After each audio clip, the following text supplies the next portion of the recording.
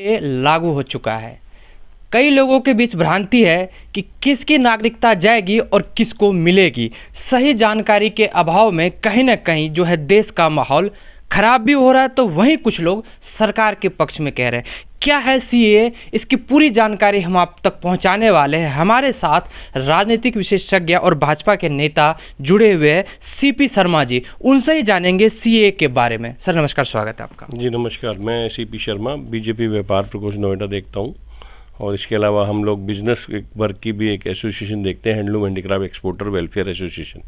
Sir जैसे कि 2014 से पूर्व में जो भी यहाँ पे जिन्होंने अप्लाई किया था नागरिकता के लिए भारत के, और अब जाके जो है बीच में कोरोना काल में रह गया था, 19 में ये लागू होने वाला था, लेकिन अब जाके लागू हुआ है। लेकिन कहीं ना कहीं मुस्लिम पक्षों के साथ बहुत सारे ऐसे लोगों का कहना है कि उनकी नागरिकता छीन जाएगी। क्या ये सही है? देखिए, सिटीज़न अमेंडमेंट एक्ट है जो कुछ वर्ष पहले भारतीय जनता पार्टी के द्वारा लाया गया था, जो हमारे भारतीय जनता पार्टी के मेमोरेंडम में भी हमने कहा था आने से पहले 10 वर्ष पहले कि हम इसे डेफिनेटली लाएंगे। क्योंकि ये सिटीज़न अमेंडमेंट एक्ट इसलिए लाया गया है कि क्योंकि अफ़गानिस्तान, पाकिस्तान और दूसरे देशों से जो हमारे जो वर्ग आते हैं, हिंदू हैं, ईसाई हैं, बौद्ध हैं, जैन हैं, जो वहाँ सताए हुए लोग हैं, जो आप सुनते रहते होंगे कि उनको प्रताड़ना दी जाती है अलग अलग तरीके से, तो हमारा एक हिंदुस्तान देश ही तो है जहाँ वो आएंगे। इसमें किसी की नागरिकता जाने का सवाल ही नहीं उठता। जो हमारे यहाँ अल्पसंख्यक वर्ग या मुसलमान भाई हैं, वो अल्पसंख्यक नहीं है आज की डेट में, मुसलमान भी हमारे देश के नागरिक हैं, उनमें नागरिकता जाने का सवाल ही नहीं उठता कि ये अमेंडमेंट एक्ट नागरिकता देने के लिए, नागरिकता लेने के लिए बिल्कुल नहीं है। सर आपने कहा हमारे देश में भी अल्पसंख्यक है मुस्लिम, हालांकि उनकी संख्या भी बढ़ रही है। एक अल्पसंख्यक दूसरे अल्पसंख्यक को आने से उनको आपत्ति हो रही है, कारण क्या है? कौन लोग हैं इनके पीछे? देखिए, तो वही लोग हैं जो राजनीतिक फ़ायदा इसका देखते हैं। हम लोग इसका राजनीतिक फ़ायदा नहीं देखते, हम लोग एक सामाजिक और देश का फ़ायदा देखते हैं। क्योंकि हमारा अगर हिंदुत्व जब देश का बंटवारा हुआ था 1947 से पहले, तो कुछ लोग जो वहाँ पहले से ही थे और जिनका बिज़नेस सेटल था, लेकिन आज वो बर्बाद हो चुके हैं और काफ़ी वर्ष पहले यहाँ हिंदुस्तान में आ चुके हैं, जिसके लिए 6 वर्ष लगते थे नागरिकता लेने में। आज अब वो उन्हें इमीडिएट नागरिकता ऑनलाइन मिल जाएगी। ये एक मील का पत्थर साबित होगा भारत सरकार के लिए, हमारे हिंदुस्तान के लिए, हमारे समाज के लिए। क्योंकि या तो नेपाल हिंदू देश है या हिंदुस्तान हमारा हिंदू देश है। तो हमारे यहाँ नहीं आएंगे तो और कहाँ जाएंगे? हमारे यहाँ मंदिर हैं, हमारे यहाँ गिरजाघर भी हैं, हमारे यहाँ मस्जिद भी है। हम लोग सभी धर्मों का सम्मान करते हैं, ऐसा नहीं है हमारे हिंदू ही हैं, हम लोगों ने हमेशा सभी का सम्मान किया है। तो यहाँ अगर आप तुलना करें बाहर के देशों से, ब्रिटेन, अमेरिका या यूरोप के अलग अलग देशों में, वहाँ भी बहुत सारे नागरिक हैं और वहाँ भी ऐसे ही एक्ट हैं कि वहाँ अगर आप 3 साल या 5 साल तक लगातार रहते हैं तो वहाँ भी जो शरणार्थी हैं उनको सिटीजनशिप दी जाती है। वहाँ भी एक ही नियम है और ऐसे ही हम लोगों ने भी उसे लागू करा है।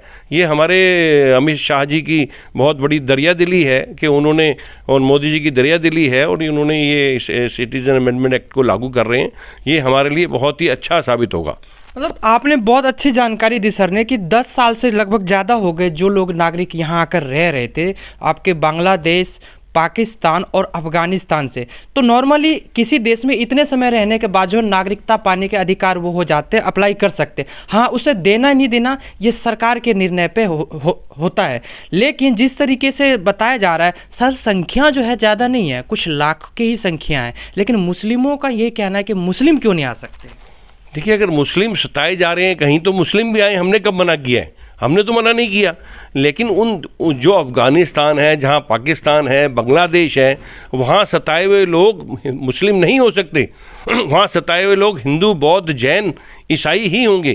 क्योंकि वो जो उनके धर्म से मैच नहीं करता, वो उनका संस्कार है कि वो हमें लोगों को निकालते हैं, हमें तंग करते हैं, हमारे धर्म बदलने पे मजबूर करते हैं। एक भारत देश ही ऐसा है जहाँ धर्म बदलने पे मजबूर नहीं किया जाता। हिंदुत्व जो है, हिंदुत्व सनातन पद्धति से चलता है। हिंदुत्व जो हमारे अंदर शामिल होना चाहता है, हम किसी को मजबूर नहीं करते। वो अपने आप ही प्रभु की शरण में जो आना चाहता है वो प्रभु की शरण में आता है। हमारे हज़ारों लोग, आज हज़ारों मुस्लिम भाई आज मंदिर भी जाते हैं, हज़ारों हमारे हिंदू भी जो हैं मस्जिद में भी दर्शन करने जाते हैं। ऐसे हमारे यहाँ रोक नहीं है। और दूसरी बात मैं एक और बताना चाहता हूँ आपको कि आज हिंदुस्तान में जो बांग्लादेश से जो बेचारी हमारी माताएं बहनें आई हुई हैं और जो घरों घरों में काम करती हैं, जो बेचारे कागज़ बीनते हैं और ये उठाते हैं और कूड़े साफ़ करते हैं, ये सब बाहर से ही लोग आए हुए हैं। इनको बेचारों को ये हमारे हिंदुस्तान को साफ़ कर रहे हैं, सफाई कर रहे हैं, तो इनका भी तो अधिकार है ना कि इनको हम नागरिकता दे के सम्मानित करें। ये जब हमारे देश में रह सकते हैं, हमारे कूड़े साफ़ कर सकते हैं, हमारे लिए कार्य कर सकते हैं, हिंदुस्तान के घरों को, रसोइयों को साफ़ कर सकते हैं, बर्तन धो सकते हैं, तो क्या उनको हमें मानवता के नाते उनको सिटीज़न अमेंडमेंट एक्ट के द्वारा उनको जो हमने किया है वो बुरा किया है? ये ऐसे लोगों को सोचना चाहिए कि उनके घर में भी यही सब लोग आते हैं जो सफाई करते हैं, जो कार्य करते हैं, जो कूड़ा बीनते हैं, जो गलियां साफ़ करते हैं। तो इनको डेफिनेटली मैं समझता हूँ इनको हम लोगों ने नागरिकता देके बहुत ही बड़ा कार्य किया है और जो हमारे लिए एक मील का पत्थर साबित होगा। जी बिल्कुल, देश के अलग अलग बड़े शहरों में आपने देखा होगा कि कहीं ना कहीं झुग्गी झोपड़ी बना के टेंट लगा के रहते हुए लोगों को, इसमें ज़्यादातर वही लोग हैं जो बाहर से आकर रह रहे हैं, लेकिन उनको नागरिकता ना मिलने के कारण कुछ भी सुविधाएं नहीं मिल पाती है। दिल्ली में भी ऐसे आपको बहुत सारे मिल जाएंगे। लेकिन सर सवाल है कि यहाँ इसमें सिर्फ हिंदू ही नहीं, बहुत से मुस्लिम भी आ गए हैं, तो क्या वो कहाँ जाएंगे?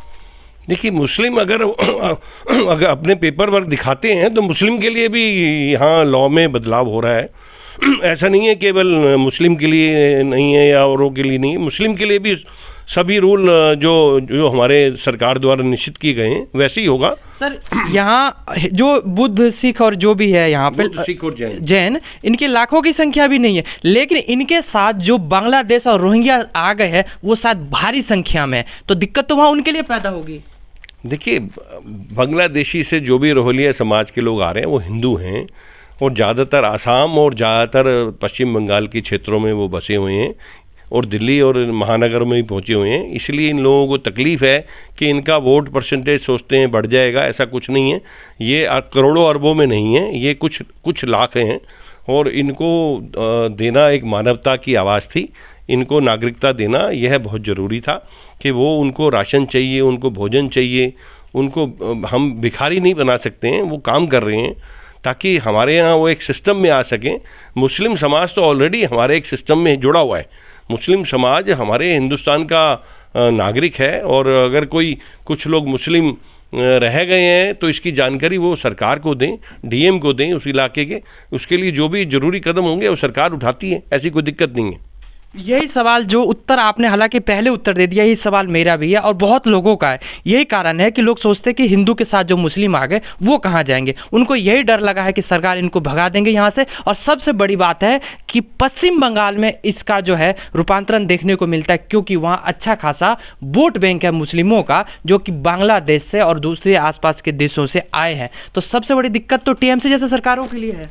देखिए, मैं एक बात आपको और जोड़ना चाहता हूँ। देखिए, जो मुस्लिम लोग सताए हुए हैं वो मुस्लिम भी बहुत सारे, वो भी हमारी सरकार इलेक्शन के बाद, अभी तो क्योंकि आचार संहिता लागू हो जाएगी, ये भी एक आने वाली एक बहुत बड़ी ज़रूरत है कि जो मुस्लिम बेचारे हमारे पाकिस्तान के भाई, जहाँ जो उनको रोटी नहीं मिल रही है, उनको भोजन नहीं मिल रहा है, उनको जो ज़रूरी चीज़ें हैं वो अगर चीनी है तो 500 रुपये किलो मिल रही है, आटा है तो 200 रुपये 1000 रुपये किलो मिल रहा है, तो वो वहाँ भोजन के लिए मोहताज हैं। हम देखते रहते हैं टीवी पे, वो कहते हैं कि अगर ऐसे तो हिंदुस्तान ही अच्छा है हमारे लिए, ये हम हिंदुस्तान में ही होता, अगर पीओके तो बहुत अच्छा होता। तो हज़ारों अगर हम आज आह्वान कर दें तो लाखों करोड़ों लोग पाकिस्तान के हिंदुस्तान में बसना चाहेंगे और ऐसा ना हो वो अपने आप को संभालें। हम तो अखंड भारत का सपना देखते हैं। हमारा अखंड भारत जो पहले से था, अखंड भारत मोदी जी का सपना है, हमारे अमित शाह जी का सपना है, बीजेपी का सपना है और अखंड भारत होगा, ज़रूर होगा। ऐसे नहीं हम लोग मोहम्मद गोरी की नीति पे नहीं चलने वाले लोग हैं। हम लोग तो सनातन धर्म वाले लोग हैं कि हम लोगों को देख के, हमारे काम को देख के लोग अपने आप ही जैसे बुद्धम शरणम गच्छामि, ऐसे ही हमारे यहाँ ये लोग कहेंगे मोदी शरणम गच्छामि। तो बहुत सारे देश हमारी शरण में आएंगे, बहुत सारे देश अपने आप हमारे अंदर विलय होंगे, ऐसा मेरा मानना है। मोदी जी की ये एक बहुत बड़ी नीति और बहुत बड़ा कार्य जो ईश्वर के कार्य हैं मोदी जी के द्वारा कराए जा रहे हैं। बिल्कुल सर, धन्यवाद आपका। सर ने बहुत अच्छी जानकारी दी। किसी को भी परेशान होने की आवश्यकता नहीं है। जो ऐसे हिंदू जो बहुत कम संख्या में सताए हुए हैं वो इस देश में आकर रह सकते हैं। सरकार की यही नीति है, इससे किसी की नागरिकता जाएगी नहीं, बल्कि ऐसे लोगों को सहारा दिया जाएगा जो कि बेसहारा है। बाकी अपनी बात आप कमेंट्स बॉक्स में जरूर रखें।